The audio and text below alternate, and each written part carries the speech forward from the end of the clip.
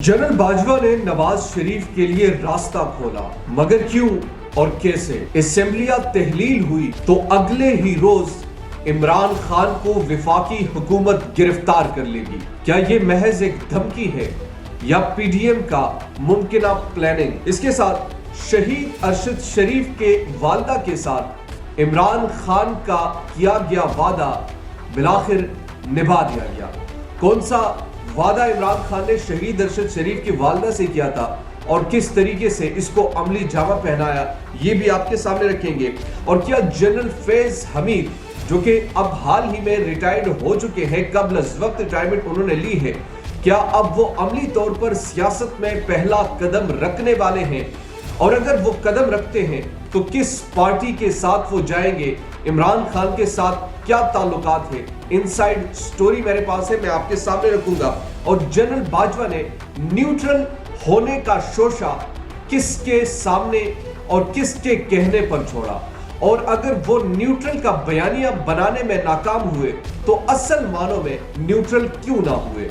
ये 5 चीजें आज की इस वीडियो में हम आपके सामने डिटेल से रखेंगे। आप हमारे साथ रहिए।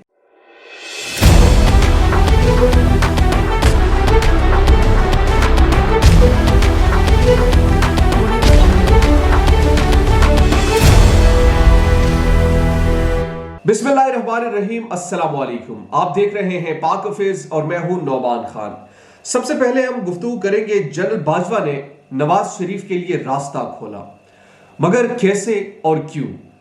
नजम सेठी ने यह दावा किया है कि इमरान खान के दौरे हुकूमत में जनरल बाजवा ने नवाज शरीफ के लिए एक रास्ता खोला।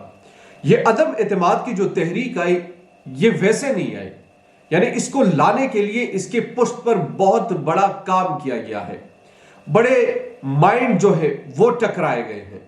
नवाज शरीफ के लिए रास्ता साफ करने की भरपूर कोशिश की गई है और इसी तरीके से नो कॉन्फिडेंस मोशन आया।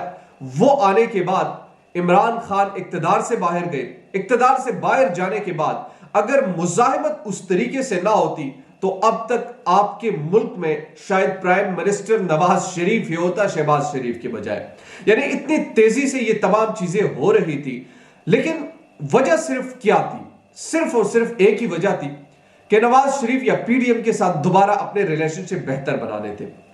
बदकिस्मती की बात यह है कि पाकिस्तान में पहले आपको गंदा किया जाता है, आप अगर सियासत में हो, आपको करप्ट डिक्लेयर किया जाता है, आपको मुनाफिक तक कहा जाता है, मीडिया ट्रायल किए जाते हैं, सहाफियों की जुबानों से उनकी तजलील की जाती है, लेकिन बाद में एक ही मीटिंग में तमाम तर मामला हल होते हैं। ना हमारे सियासतदान कुछ सीख पाते हैं, ना आप इनकलाबी बनकर कुछ सीखते हैं। बस आपको इक्तदार चाहिए, इक्तदार के लिए वो अपने ताल्लुकात बेहतर करें तो सब A1 हो जाता है। ये पाकिस्तान की एक रियलिटी है।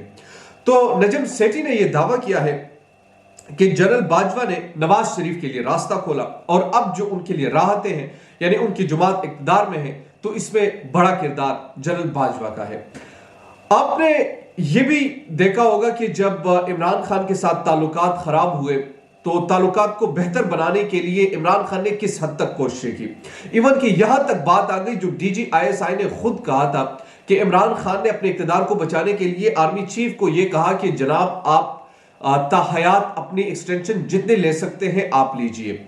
लेकिन दूसरी तरफ उन्होंने अपने नवाज शरीफ को राजी करना था, उस नवाज शरीफ को कि जो डिक्लेयर नाअहल करार दिया था, वो नवाज शरीफ जो करप्ट था, जिन पर अरबों के केसेस थे, वो सब खत्म हो गए, एक चुटकी में खत्म हो गए। ये पाकिस्तान है। इस पर आप सोचिए और अपने दिमाग को लड़ाइए कि आपके साथ क्या किया जा रहा है इस मुल्क में। असेंबलियां तहलील हुई तो अगले रोज इमरान खान गिरफ्तार होंगे। इसमें कोई डाउट नहीं है कि इमरान खान ने जिस तरीके से इस वक्त हुकूमत को यानी अपने सहर में मुब्तला किया है, हुकूमत को जिस तरीके से वो नचवा रहे हैं, इससे बेहतर कोई नहीं जानता। सब समझ रहे थे कि इमरान खान जो है अब कुछ नहीं कर सकता, मगर उन्होंने जब अपना पत्ता फेंक लिया तो सारे दीवार हिल गए इक़्तिदार के।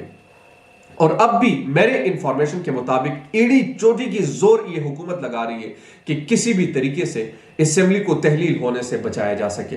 یہ تو ویسے زبانی کلامی یہ بات کرتے ہیں کہ ہم دوبارہ انتخابات یہاں پر کروا لیں گے، لیکن ان کی بس کی بات پھر نہیں ہے. پھر یہ 60 روز میں قطعی طور پر کروا ہی نہیں سکتے. اگر کروا بھی دیں تو یہ جنرل الیکشن کی طرف جائیں گے. یہ میں آپ کو ابھی سے بتا رہا ہوں، اگر یہ دونوں اسمبلیاں تحلیل ہو جاتی ہیں، چاہے رانا ثناء اللہ 1000 مرتبہ میں سے 1000 مرتبہ کہے کہ نہیں ہم 60 روز میں الیکشن کی پابند ہیں اور وہ کروا دیں گے، قطعی طور پر یہ کروا ہی نہیں سکتی. یہ ان کو کچھ اور سوچنا ہوگا.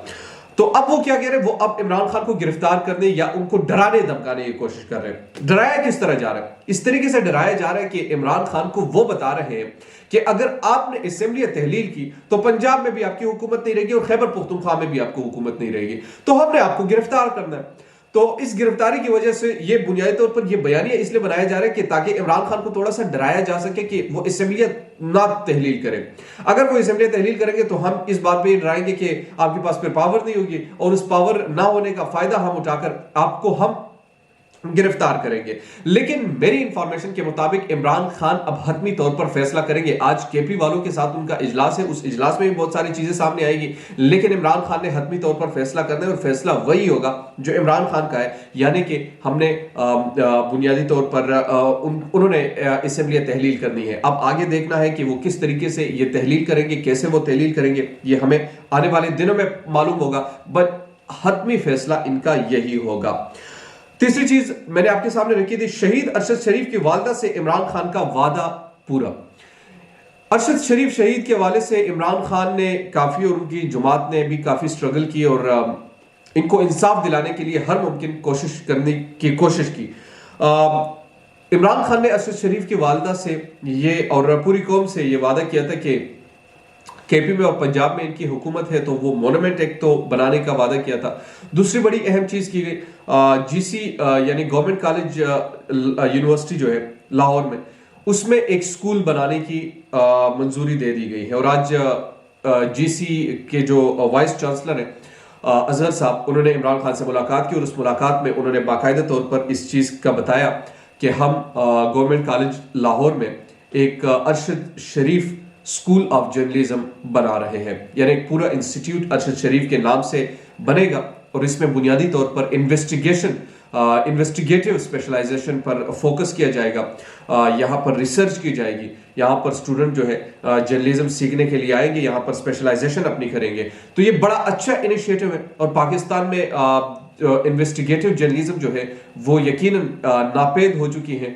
تو اس طریقے کے جو انیشیٹو ہے یہ قابل اس میں آپ کہہ سکتے ہیں کہ ایک اچھا انیشیٹو ہے اور اسی طریقے سے پورے پاکستان میں بھی میرے خیال میں اس طرح کے انیشیٹو لینے چاہیے تاکہ ان لوگوں کو پیغام پہنچے کہ پاکستان یار آپ کا نہیں ہے.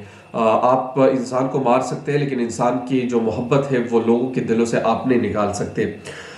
چوتھی چیز جو ہے جناب، کیا جنرل فیض حمید صاحب سیاست میں کودنے کے لیے تیار ہے؟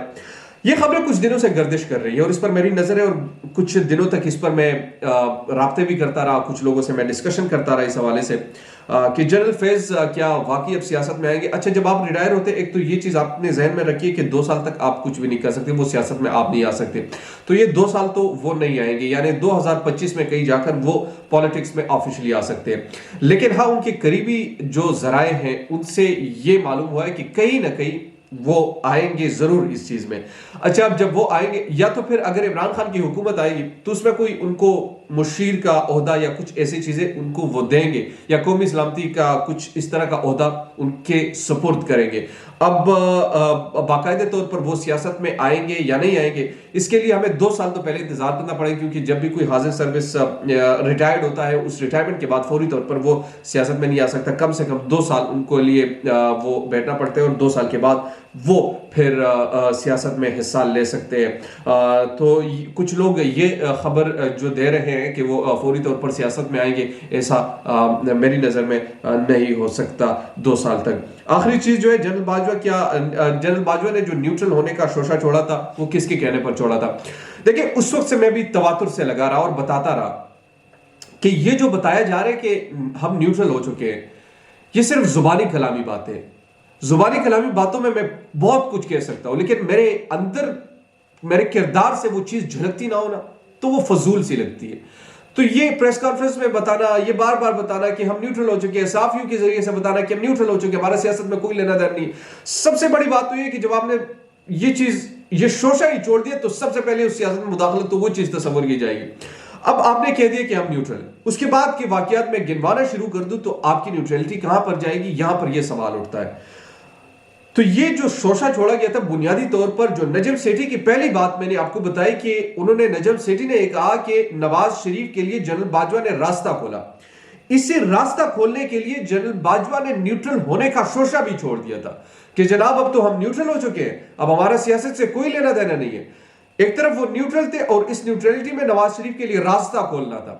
یعنی آپ اس دماغ کو دیکھیں, یہ سمجھ رہے تھے کہ قوم بیوقوف ہے, بھیڑ بکریاں ہیں, کہ یہ کچھ سمجھتی نہیں ہے, ہم بس جو کچھ کرتے رہیں گے اپنی مرضی اپنی منشا کے مطابق کرتے رہیں گے, ہماری نظر میں تو کوئی ایسی چیزیں ہے نہیں, ہم تو بس اپنی طرف سے ہم جس طریقے سے جو بھی کچھ کرتے رہے تو ہم وہ کر سکتے ہیں. بہرحال جو یہ شوشہ جوڑا گیا تھا, اس شوشہ کا کیا فائدہ ہوا؟ فائدہ یہ ہوا کہ اپنے آپ کو بھی ذلیل کر دیا.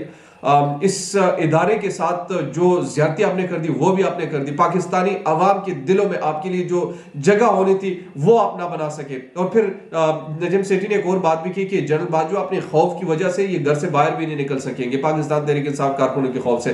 وہ پاکستان تحریک انصاف کارکنوں کا ذکر کرے لیکن ایکچولی وہ پاکستانی ہے, پاکستانیوں کے خوف کی وجہ سے. تو آپ نے جب اپنی انا کے لیے, اپنی تسکین کے لیے کچھ فیصلے کرنے ہوتے ہیں تو وہ فیصلے پھر آپ کا پیچھا کرتی ہے. وہ فیصلے آپ کے لیے ایک سیاہ دور کا ایک آغاز بھی ہوتا ہے. یعنی اب یہ ان کا سیاہ دور ہی ہے نا, اب آپ باہر نہیں نکل سکتے, اب آپ کچھ کر نہیں سکتے. آپ نے اتنے بلنڈرز کیے, آپ کو پتا تھا کہ میں مسٹیک پر ہوں, میں غلطی پر ہوں, میں غلط سائڈ پر ہوں, میں نے پاکستان کے عوام کے دلوں کے ساتھ چھیڑ چھاڑ کی ہے. اس کو ٹھیک کرنے کے بجائے آپ اپنی ضد پر اڑے رہے, آپ اپنے انا کے ساتھ چلتے رہے. اور پھر جب انا کے ساتھ کوئی چلتا ہے, اپنی ضد پر کوئی اڑتا ہے, تو پھر ان کے ساتھ یہی ہوتا ہے. مجھے خدا کی قسم کوئی خوشی نہیں کہ آپ کے حوالے سے میں اس طرح کی گفتگو کروں, لیکن چونکہ ریالٹی ہے, آپ نے پاکستانی عوام کے ساتھ اس بنیاد پر دھوکہ کیا کہ آپ نیوٹرل تھے. آپ نے پاکستانی عوام کے ساتھ اس بنیاد پر دھوکہ کیا کہ آپ نے کیا کچھ نہیں کہا, لیکن اس کے بعد کیا کچھ ہوتا رہا ہے. تو لہٰذا جو نیوٹرل ہونے کا شوشہ چھوڑا گیا تھا, بنیادی طور پر نجم سیٹھی کا یہ کہنا ہے کہ جنرل باجوہ نے یہ صرف اور صرف نواز شریف کے لیے راستہ کھولنے کے لیے یہ تمام چیزیں کیے اور راستہ ان کے لیے کھول دیا. بنیادی طور پر وہی ان کا کرنا تھا اور وہ کر دیا انہوں نے. اب اللہ خیر سا, جنرل باجوہ اپنے گھر, نواز شریف دوبارہ اقتدار میں آ جائیں گے, ان کو نااہل, ان پر جو اربوں کی کیسز تھے وہ بھی ختم کر دیے, سب کچھ فنا فی الارض یعنی ختم ہو گیا. اب ایک نئی شروعات, اور وہ نئی شروعات کیا ہوگی؟ وہ نئی شروعات یہ ہوگی کہ ان کو دوبارہ اقتدار میں لانے کے. لیکن پاکستانی عوام بھی اب سمجھ چکی ہے, اور پاکستانی عوام سے آپ نہ زیادہ بہتر جانتے ہیں. اب آپ چاہے جتنی داندی کریں, چاہے جتنی آپ کوشش کریں, میرے خیال میں اب اس میں آپ کامیاب نہیں ہو سکیں گے. پاکستانی عوام جو ہے, ایک بات یاد رکھیے گا, آپ ہر عروج کو ایک زوال ضرور ہوتا ہے. 75 سالوں سے پاکستان پر جس طریقے سے راج کیا گیا, جس طریقے سے لوگوں کے گلوں کو نوچا گیا, جس طریقے سے لوگوں پر ظلم کیا گیا, جس طریقے سے بربریت کا نشانہ بنایا گیا, جس طریقے سے یہاں پر لوگوں کو غائب کیا گیا, ہر عروج کو ایک زوال ضرور آتا ہے. اور وہ زوال ہم دیکھ رہے ہیں. جب بھی کبھی انسان مرتا ہے تو آخری سانسیں کہتے ہیں بڑی مشکل ہوتی ہے, اور وہ سانسیں اتنی مشکل ہوتی ہے کہ انسان جو ہے اگر اس وقت ان کے سامنے کوئی ایسی بات بھی نہ کرے کہ کلمہ پڑھے, کیونکہ بنیادی طور پر وہ انکار بھی کر سکتا ہے اپنی تکلیف کی وجہ سے. تو یہ جو آخری لمحات ہوتے ہیں یہ بڑے تکلیف دہ ہوتے ہیں. یہ آخری جو پڑپڑاہٹ ہوتی ہے یہ بڑی تکلیف دہ ہوتی ہے, اور یہ ہر چیز پر آپ اپلائی کر سکتے ہیں. میں نے جس طرح کہا, ہر عروج کو ایک زوال ہوتا ہے. عروج انہوں نے گزار لیا, زوال ہے, آخری پھڑپڑے ہیں. یہ کریں گے, یہ ماریں گے, یہ دمکائیں گے, یہ ڈرائیں گے, یہ خوف کی کیفیت کو پیدا کریں گے, مگر آخر میں جا کر انہیں کو شکست ہوگی.